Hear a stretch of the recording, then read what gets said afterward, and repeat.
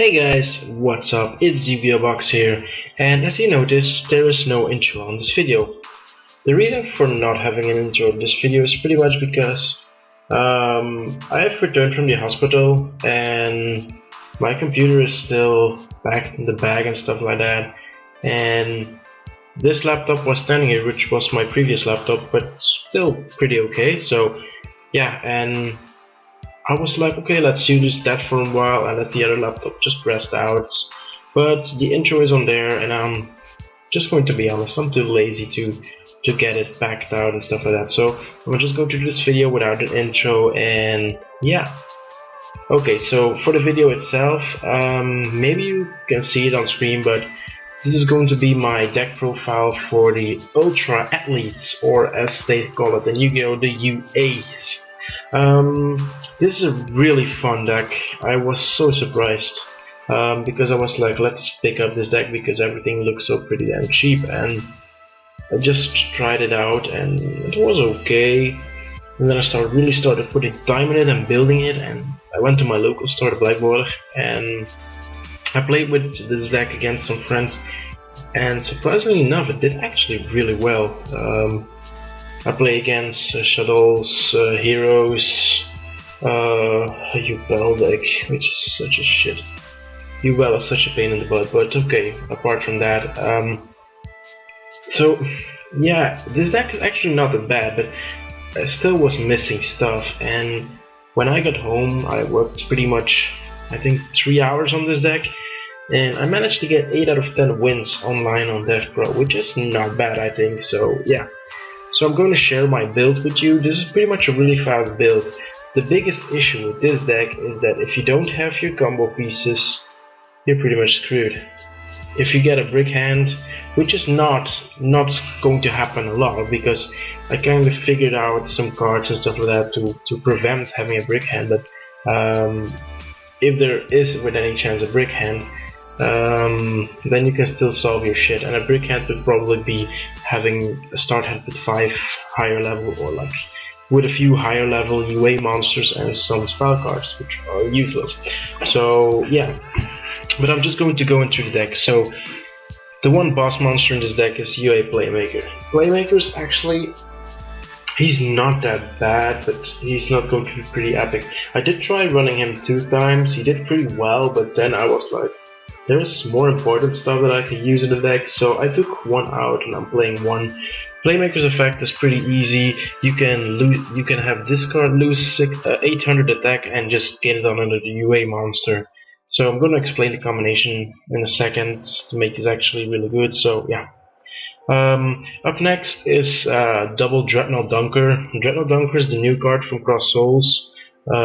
This guy is actually pretty good because he inflicts piercing damage, which is pretty much the only thing we're using for. If your opponent has no back row and a defense position monster, you just run into it, and if you inflict piercing damage, you can destroy 1 card on the field, which is not bad. So yeah, let's just say that your opponent plays like a Monarch deck or something like that, and he sets a Marshal on face down or a Spirit Reaper or something like that. It cannot be destroyed by battle. You can actually still run over it, and you will do damage. So I think this card is pretty much okay.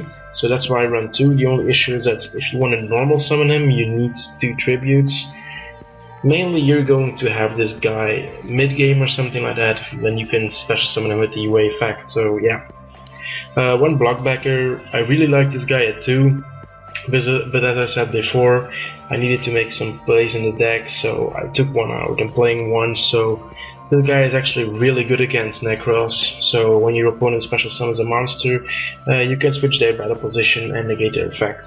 So if your opponent is going for like a Trishula or something like that, you can negate their effects, which is really good.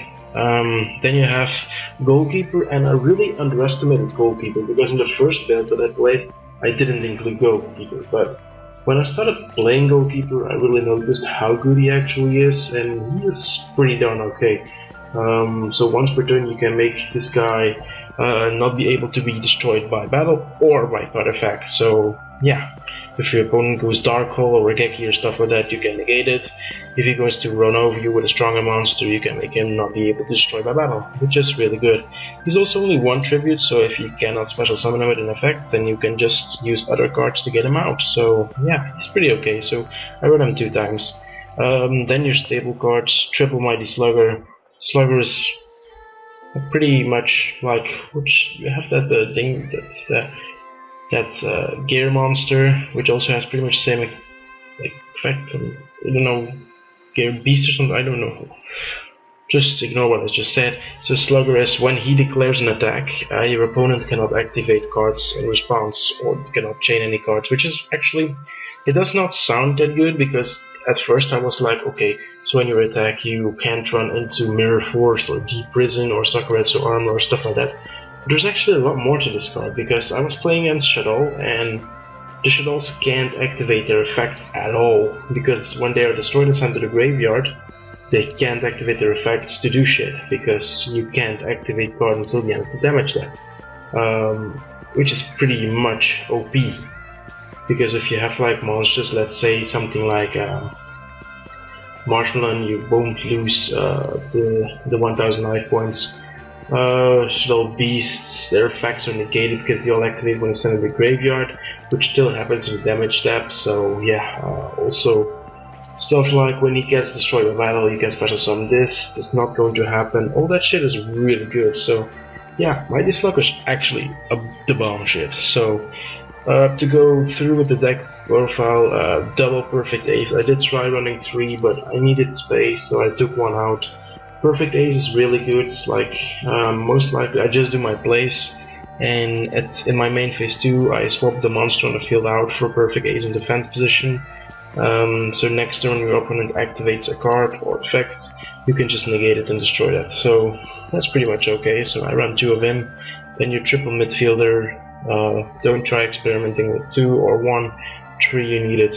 It's the only level 4 UA, you need it so much. For a little bit of backup, I have 1 Summoner Monk for if you really need to go into this guy. I play a shit ton of spells, so that's not going to be an issue. And also 1 Spell Striker if you need to do some damage to your opponent or need to tribute. And it does actually sound weird, but my opponents, I stalled 2 turns with Blockbacker and stuff like that, and Goalkeeper, and my Spell Striker was in the 2nd turn at 1600. So don't forget, you can use it to your advantage.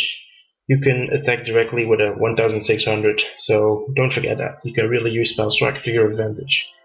That's pretty much the monster lineup, and up next is the spell lineup. So I play triple UA Signing Deal. It's also from Cross Souls. You can once per turn, you can only activate him once per turn. You can special summon one UA monster from your deck. It doesn't have an effect, but that's not really an issue. And you lose 300 life points per level of the monster. So if you would say that you're going to special summon midfielder from your deck, you are going to be paying 1200 life points for that special summon. And that their effects are negated is not really an issue, because most likely you can immediately swap them out for another UA monster, which will have its effect then. So yeah, UA Signing Deals 3 times. I only run 2 Rota because you do have Summoner Monk, Signing Deal, Stadium, stuff like that, so you don't really need that much search. So really, 2 Reinforcement of the Yard is more than enough. Up next, 3 Reasoning. Reasoning is broken as shit in this deck because you have so many varieties in level. So you have from level 4 to level 8 monsters in this deck, and your opponent gets to choose 1. So the chance that they call it right is only going to be like 15 to 20%.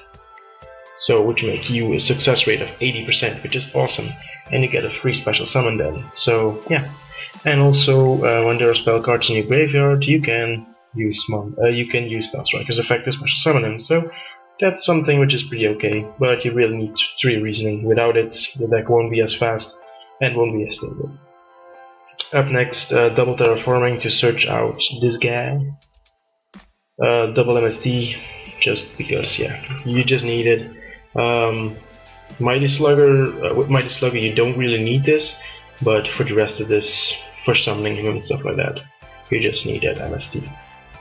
Triple Stormfort, so if you don't have a UA monster on the field to make sure that you can special summon your UAs in your hand, or you don't have a signing deal or rota or a reasoning or stuff like that, and you really need to get your tribute summoned UA monsters out, you can use Stormfort and tribute one of your opponent monsters. So yeah.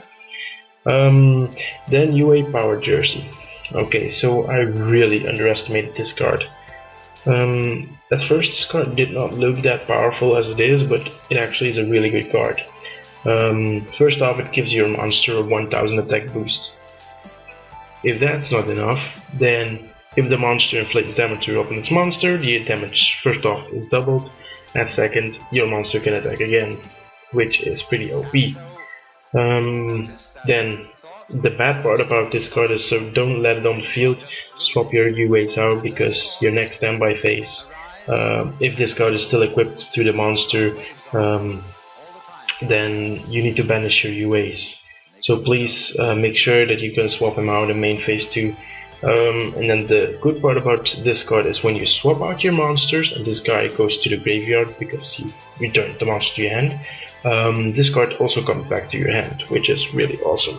So the best play you can do is pretty much up next here with Stadium. So terraforming or drawing Stadium, you just play Stadium, you summon your normal summon midfielder, add a slugger to your hand or something else if you already have a slugger, then return this to the hand, special summon your slugger, and then equip it with Power Jersey. Because he is special summoned and UA is on the field, he will already be a 2800 beater. With 1000 is 3800, and you can just run over the monster and you can attack again. If that was not enough. So yeah. Stadium is also a really good card you need to play through. Then I was actually quite thinking about if I would even include UA penalty box in the deck or not, but at the end of the road, penalty box is a really good card, and just the effect that you can banish your opponent's monster, if that wasn't enough. Also when this card is in the graveyard, you can just banish it, and you can get one spell card with UA in its name from your deck to your hand, which can be a Stadium, signing deal, Power Jersey, stuff like that. So this guy is actually really good. I'm playing 2, not 3. 3 is just too much, believe me, it's too much. And then one Call of the Hunted if some stuff that you need, like a slugger or a midfielder or stuff like that, if that gets sent to the graveyard, then you can still get it back. So yeah guys, that's pretty much the deck. The first build that I made, which I took to my locals, is this one. It's a bit different. I ran mirror forces and stuff like that, and when they have pieces, see only 2 Power Jersey and 2 Pot of Duality. Duality did not work at all in this deck, and I ran this guy, which also is not that good, but yeah. So this build is pretty much the build that I am going to run from now on, and it's a really good solid build. So guys, that's pretty much the video. It has been quite a long video, but I really hope you enjoyed it and you learned something. So if you learned anything, please don't forget to leave a like and subscribe to the channel, because the channel is growing and I'm really happy about that.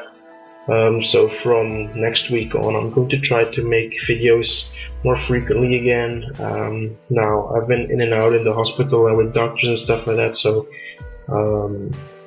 yeah, I had a liver biopsy done this week, which still hurts like shit. I'm on morphine for some apparent reason. There's something wrong with the liver that keeps pushing against my ribcage, stuff like that, so that really hurts. That's why I'm taking the morphine.